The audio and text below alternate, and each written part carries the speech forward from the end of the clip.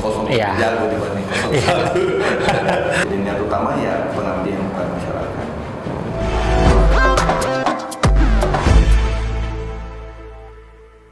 Malam ini Pak Bupati Maros terpilih, Pak Haidir Sam, mungkin ini satu-satunya podcast wawancara yang dilaksanakan tengah malam menjelang dini hari.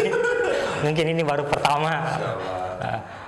Mungkin untuk pertama awal pembuka setelah melewati masa kampanye yang cukup panjang, menguras energi, menguras tenaga, fisik, dan tentunya juga finansial. Kira-kira apa satu kata yang menggambarkan kondisi saat ini? Ya, kalau gambarkan kata ya alhamdulillah. Alhamdulillah. Oke. Kemudian dalam sebuah kontestasi pilkada ini kan ujungnya muaranya itu ada kepada satu kata, itu leadership. Kemudian dari leadership itu kan juga kalau kita tarik ke wilayah yang privat, kembali kepada keluarga. Nah, kira-kira seperti apa Bapak nantinya saat memimpin itu? Karena kan banyak kepala-kepala daerah yang pada saat memimpin bukan cuma dia, tapi istrinya, kemudian anaknya, kemudian keluarga-keluarganya juga ikut mencampuri urusan-urusan pemerintahan. Nah, kira-kira Pak Bupati ini nantinya seperti apa untuk mentaktisi hal-hal yang seperti itu? Ya, alhamdulillah. Pertama saya ini spesial ini malam Iya. untuk teman-teman radar. Ya, saya datang di malam hari ini untuk ketemu kita semua walaupun tengah malam ini. Iya. Kemudian yang tadi persoalan di internal keluarga. Alhamdulillah, semoga nanti kepemimpinan saya di pemerintahan ini betul-betul bisa menunjukkan profesionalisme. Kalau pengalaman di dunia politik atau di pemerintahan, ya saya sudah 15 tahun jadi anggota DPR, pernah jadi wakil ketua DPR, ketua DPR, alhamdulillah, dan ya mudah-mudahan keluarga bisa menempatkan posisi yang baik lah. Ya mudah-mudahan ke depan ya keluarga ini menjadi supporting buat saya, tetapi untuk mencampuri hal-hal di dunia pemerintahan yang mudah-mudahan itu tidak terjadi. Secara enggak saja ya sampai masuk dia bilang, orang kan kadang-kadang bilang kosong-kosong jago dibanding 01. Ya insya Allah kita lihat ke depannya. Terus ini Pak, kalau niat awal Bapak sendiri maju mencalonkan diri sebagai kepala daerah di Kabupaten Maros itu sebenarnya untuk apa sih gitu? Kan kalau dipikir Bapak sudah di DPRD Maros sudah 10 tahun, sudah 15 tahun, kemudian usaha juga ada di luar itu. Kira-kira apa sih yang menjadi dasar pemikiran atau dasar niat Bapak untuk maju di Pilkada Maros kemarin? Iya, ini mungkin gambaran awal saya maju menjadi kontestan di Bupati kemarin itu murni karena memang kita melihat bahwa keinginannya masyarakat Maros alhamdulillah mau memilih saya, karena waktu itu memang dilemanya ya, sementara saya menjabat wakil ketua DPR ya, saya mau maju ya secara aturan harus mundur dari DPR, tapi karena kita melakukan namanya survei dan surveinya di urutan pertama, secara survei beberapa lembaga survei urutan pertama, maka saya bismillah untuk maju. Ya harapannya ya mudah-mudahan ya masyarakat memang berharap mudah-mudahan saya bisa menjadi pemimpin di Kabupaten Maros, dan ya saya bismillah untuk maju di situ. Saya ya kalau memang nanti takdirnya kalah, ya nanti memang takdirnya kalah, tapi kalau secara survei dari awal kan kita di nomor 1, jadi ya kita bismillah. Jadi niat utama ya pengabdian kepada masyarakat. Kalau fokus apa kira-kira yang menjadi target utama untuk pembenahan di Maros? Jadi untuk program kerja kita ini di visi misi dan program yang kita lempar di masa kampanye, ada 12 program utama yang kita akan lakukan.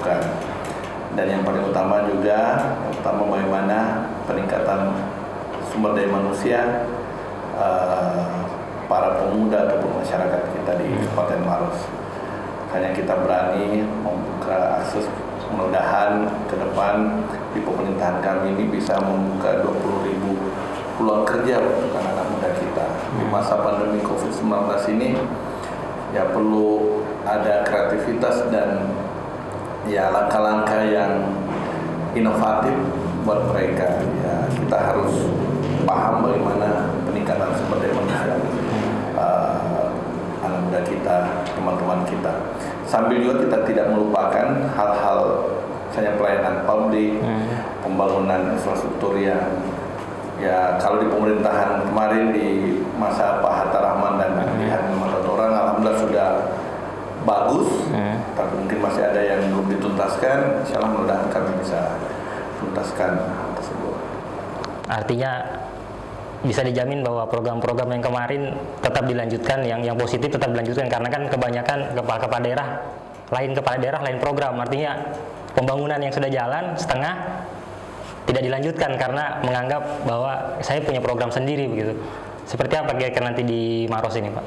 Iya, nggak boleh. Kalau saya berpikiran kita harus melakukan sustainable development, ya keberlanjutan pembangunan. Ya, saya selalu katakan bahwa yang baik kita akan contoh, yang belum dituntaskan kita akan tuntaskan. Mungkin kalau ada yang inovasi yang harus kita munculkan, ya kita akan munculkan nantinya. Terus kemudian ini Pak, kan biasanya setelah pilkada itu muncul stigma, ada pilkada itu menyisakan dua hal, balas jasa dengan balas dendam. Kira-kira seperti apa pandangan Bapak tentang itu? Ya, saya selalu katakan bahwa ya memang di pertarungan ini ya ujung-ujungnya pasti ada yang kalah dan menang secara politik. Ya, tetapi kita berharap ke depan ya kita harus menempatkan secara profesional. Kalau persoalan balas jasa dan balas dendam, saya dari awal katakan bahwa ya kemarin yang teman bersaing, ya teman bertanding. Nah, ini saya katakan teman bertanding karena saudara Pak Haji Tajir ini juga saya sudah anggap sebagai keluarga, Pasha juga teman selama ini waktu di DPR. Dian Matotoran saya juga anggap mereka juga orang tua saya selama ini, dan Ilham ini adalah sahabat saya.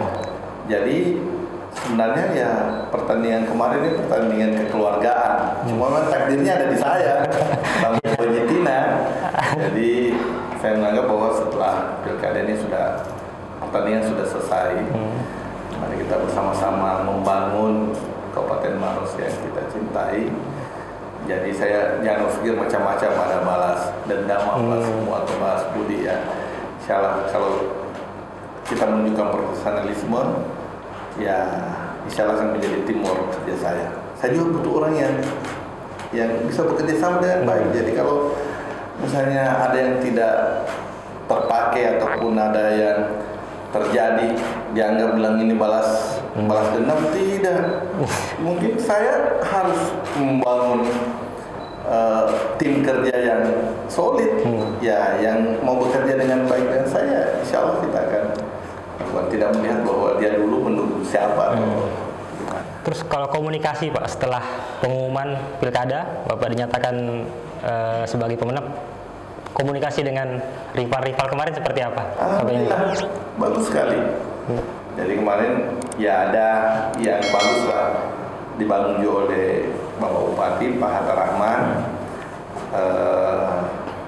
Sekitar 2 minggu yang lalu ya dia mengundang saya untuk keliling melihat ya kantor-kantor dan juga ya say hello, berkenalan dengan OPD-OPD yang ada, dan juga bertemu dengan Wakil Bupati Pak Dian Matotoran. Alhamdulillah kita sebagai keluarga dan semuanya cair. Saya pernah ketemu dengan Pak Hafid Pasha, bukan ini sahabat, jadi ya saya anggap ya mudah-mudahan sudah cair lah semua. Terus ini mungkin juga yang paling penting ini Pak, kan banyak kepala daerah itu yang hanya 1-2 bulan berjalan kemudian pecah kongsi. Nah, karena mungkin ada saling overlapping. Itu seperti apa nanti kira-kira? Mungkin ada deal-deal apa di awal dengan Ibu Wakil pada saat menjabat nanti, seperti apa pembagian tugasnya begitu Pak? Ya, kalau kita selalu berpikiran negatif itu bahaya. Kita bawa ke positif saja. Ya, saya sama Ibu Jitin ini tidak ujuk-ujuk menjadi pasangan maju di pilkada ini. Saya bersama dia hampir setahun lebih. Ya, jadi semoga ya kami saling memahami peran dan fungsi masing-masing. Jadi saya selalu katakan, saya ini menempatkan Ibu Jitina bukan sebagai wakil saya. Dia adalah teman, sahabat, dan juga ya partner ya dalam memenangkan pertarungan ini. Jadi karena persoalannya harus ada wakil. Soalnya bisa bupati ya bupati saya ditulis. Akhirnya kita menganggap bahwa dia adalah kita sebagai partner lah dalam memenangkan pertarungan kita bersama-sama, sehingga ya ke depan mudah-mudahan ya tetap rukun. Ya kalau sekarang ada yang cerita politik ya Bu Jitina, kemarin saya pan dia lirik Golkar, yang pertama kali dukung dia mau ambil Golkar saya bilang saya dukung secara politik. Kalau bilang nanti lawannya Pak Hedir ini, kalau saya bilang itu kalau pikiran negatif. Kalau kita bawa ke positif, siapa tahu nanti kita tetap rukun dan bisa gabung terus. Ya untuk sementara ya kita pikiran itulah, jangan pikiran yang macam-macam. Kemudian kalau pembagian tugasnya sendiri Pak dengan Ibu Suwarti nanti seperti apa kira-kira pada saat menjabat? Ya, pembagian tugasnya sudah jelas di aturan bahwa ya kalau misalnya ada pengambilan kebijakan, saya akan melibatkan juga Ibu Wakil Bupati. Itu kalau misalnya ada halangan dari saya tuh yang mewakili ya Ibu Wakil Bupati. Kalau pembagian ini tidak ada secara ya harus dibagi gimana. Ya ini kekuasaan ini milik bersama. Ya jadi tidak ada hal ya kata orang ada dulu dibagi, ini dibaginya tidak ada lah. Saya selalu katakan bahwa saya sama Ibu Jitina insyaallah mudah-mudahan bisa menjadi hubungan yang baiklah. Kalau program 100 hari Pak, 100 hari pertama pasca dilantik, apakah ada program 100 hari atau seperti apa? Ya, program 100 hari saya dilantik yang pertama adalah memang kita harus mensupport ya penanganan dan pencegahan COVID-19 ini menjadi utama. Kenapa? Kita harus membuat masyarakat kita sehat dulu. Ya, ketika dia sehat, insyaallah kita akan menuju ke yang lainnya. Misalnya ada program untuk memberikan peningkatan SDM. Di 100 hari pertama ini, saya sudah sampaikan tadi di 2 kecamatan Musrembang, 100 hari semuanya kita harus mendata secara real bagaimana potensi masyarakat kita sampai di tingkat dusun. Ya, berapa kekuatan sumber daya manusia yang kita miliki. Misalnya di dusun ini ada 200 penduduk, 200 pemuda. Ya, berapa orang yang sudah terlatih, berapa orang yang lagi nganggur, berapa orang yang ketika kita beri pelatihan insya Allah bisa mandiri, itu yang kita lakukan, sehingga langkah-langkah kedepannya bisa real. Begitupun penanganan lainnya, soal pendidikan, soal pertanian. Hanya saat ini ada kelangkaan pupuk yang luar biasa, yang mudah nanti ke depan kita akan cari solusinya. Begitupun juga kami jalan ke Tambak. Ya, sekarang kan Bandeng juga punya penyakit khusus. Ya, bagaimana kita bisa mendapatkan ya penelitian atau obat dan bekerja sama dengan balai-balai yang ada di Maros supaya masyarakat bisa mendapatkan ya jalan keluar dari persoalannya dan beberapa hal lain. Terus Pak, kan Kabupaten Maros ini merupakan daerah penyangga ibu kota Provinsi Sulsel gitu.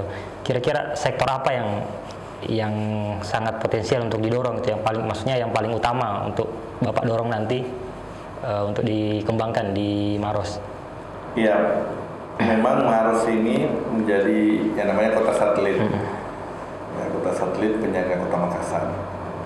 Ya, saya selalu katakan kemudian ke depan lewat apakah provinsi atau kita semua, kita berharap bisa bekerja sama dengan baik dengan pemerintah-pemerintah kabupaten-kabupaten yang penyangga lainnya, Makassar, Goa, mungkin Takalar dan semuanya. Ya, kita berharap ada sinergi pembangunan yang kita lakukan bersama. Misalnya, ya memang kita akui bahwa Maros ini kota penyangga. Ya, kalau tumpahan ya Makassar sudah full, ya pasti ke Maros. Ya, makanya tingkat hunian di Maros ini semakin besar. Ya, misalnya adanya perumahan didirikan semuanya. Tapi kita berharap lahirnya investasi ini harus sesuai dengan rencana tata ruang yang bagus, sehingga ya kita bisa menatanya dengan baik. Kalau planning untuk industri ke depan di Maros seperti apa? Karena kan dulu pernah ada wacana mendirikan kawasan industri di Maros. Itu seperti apa nantinya? Ya, kita akan lihat ke depan. Saya ketua DPR, Partai Bupati, ya kita membuka ruang. Ya, terbentuknya namanya KIMA, kawasan industri Maros. Ya, kita lihat bahwa KIMA saat ini sudah full. Ya, kalau KIMA mau melirik Maros menjadi kawasan industri, ya saya yakin ya secara geografis ya peluangnya sangat besar. Ya, kita akan membuka ruang investasi yang sebaik-baiknya untuk ya hal tersebut. Oke. Mungkin saya rasa cukup untuk interview kali ini pertama sebagai launching podcastnya Radar Makassar. Mungkin di kesempatan berikutnya atau setelah pelantikan nanti kita bisa interview lagi dengan Pak Bupati seperti apa kira-kira program-program strategis yang akan dijalankan di Kabupaten Maros. Oke Pak Bupati, selamat malam dan semoga sukses. Nanti pada saat menjabat mungkin bisa membawa Maros jauh lebih baik daripada hari ini.